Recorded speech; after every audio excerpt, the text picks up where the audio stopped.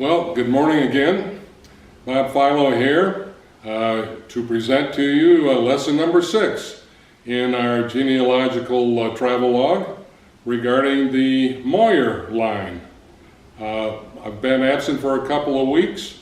My wife Karen and I took a trip to the northwest portion of the United States, as you can see, Oregon State University, and thus I'm just now getting back to you. The Moyer line, as far back as I've gone, is our great-great-grandfather, Aaron Moyer, who was born in 1821 in Medina, Orleans County, New York. Medina is on the Erie Canal. He was born in 1821, moved to Fenton Township, Michigan, and passed away there in 1911. His death certificate states his father's name was John Moyer and his mother's name was Mary Moyer. I've been unable to find any information about them. I would believe that they're from German ancestry by their name Moyer, but I don't know for sure. As I said, Aaron was born in Medina, New York. By 1852, he was working there as a farm laborer, and at that time, he bought 400 acres of land.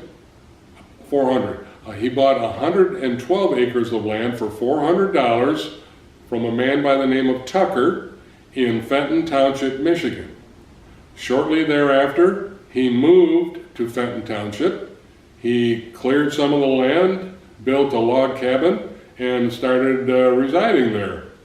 A couple of years later, he married his wife, our great-great-grandmother, Margaret Woodhull Moyer. Margaret was born in 1837 in Trenton, New Jersey. Her father, George S. Woodhull, moved the family to Michigan, Fenton, Michigan, in 1843. Very early residence in Genesee County, Michigan. Aaron and Margaret married in 1854. They had 8 children, of which our great-grandmother, Bertha Moyer Thompson, was born in 1869. She was a twin. Her twin brother, Burdette, unfortunately passed away 2 years later in 1871. Our grandfather, Cecil Thompson, was born in 1899, July the 11th, 1899. I have an included document in the email that I sent you that describes the facts surrounding his birth. The document shows that he was an illegitimate child. He was born in 1899, and Bertha did not marry Edmund Thompson until 1894. Edmund Thompson was a widower and had 3 children by his first wife, and married Bertha in 1894. Cecil did not get along at all well with his stepbrothers and sisters. I was told this by my mother. So on the 1900 census, Cecil was listed as living with Aaron Moyer and Margaret Moyer and was listed as their son. I can envision, as a result of Cecil not getting along with his stepbrother and brothers and sister Thompson, that he went to live with Gramps and Grandma. And unfortunately, Margaret died in the fall of 1900.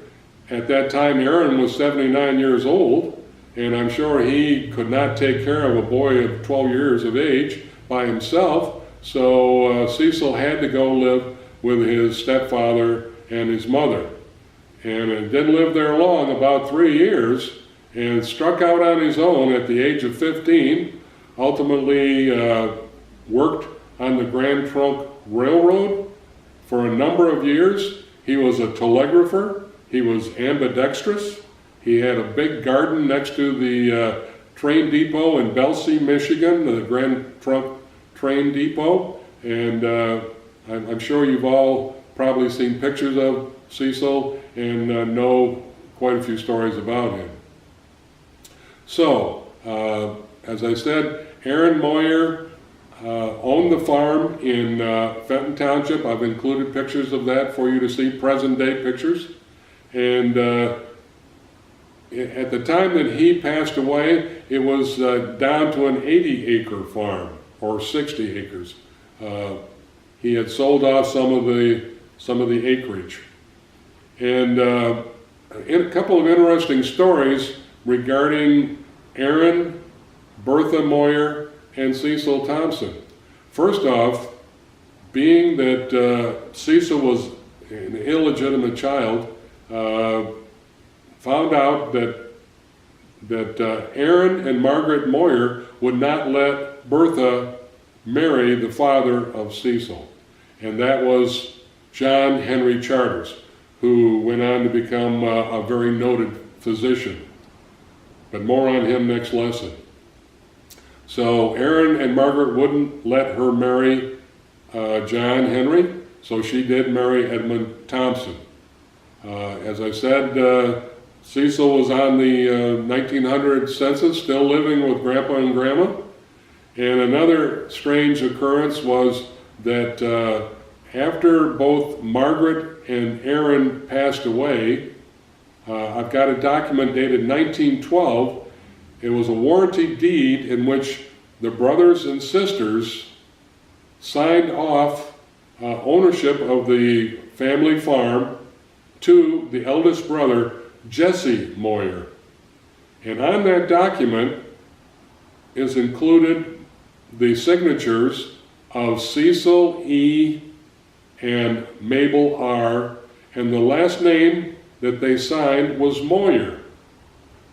And for the life of me, I can't understand why they would sign it Moyer instead of Thompson. But this was in 1912, after both Margaret and Aaron had passed away. Another interesting story regarding Mabel and Cecil Thompson and the Moyers.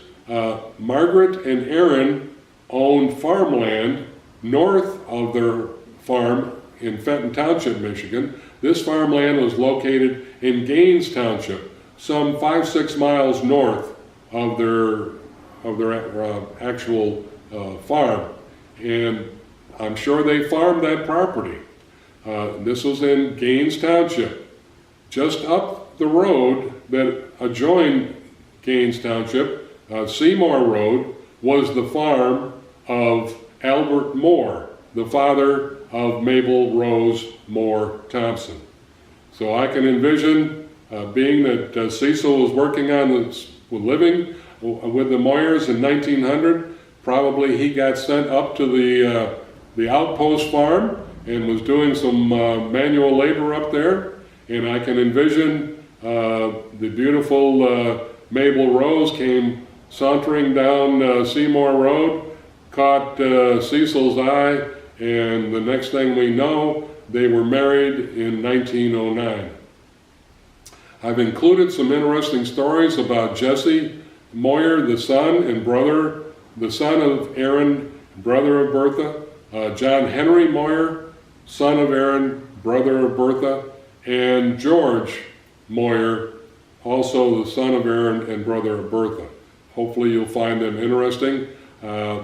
That pretty much concludes what I know about the Moyers. There are a number of Moyers still alive that I have talked with. They've filled in a few tidbits of knowledge regarding the Moyers, but in actuality, I know more about the Moyer history than what these people do. So that's the common story that I've come across in my genealogical pursuits. But just saying. I've enjoyed bringing you the information as I know it regarding the Moyers, and I hope to be covering our final lesson for you regarding the charter line within the next 2 or 3 weeks. And a very interesting person, John Henry Charters, our great-grandfather. Again, I enjoyed talking with you. If you have any questions or comments, please feel free to email me, bkphilo@yahoo.com, or call me, area code 989-422-6746. Be more than glad to hear you regarding any questions or anything whatsoever. More than glad to talk with you. So thank you for your time, and we will talk again soon.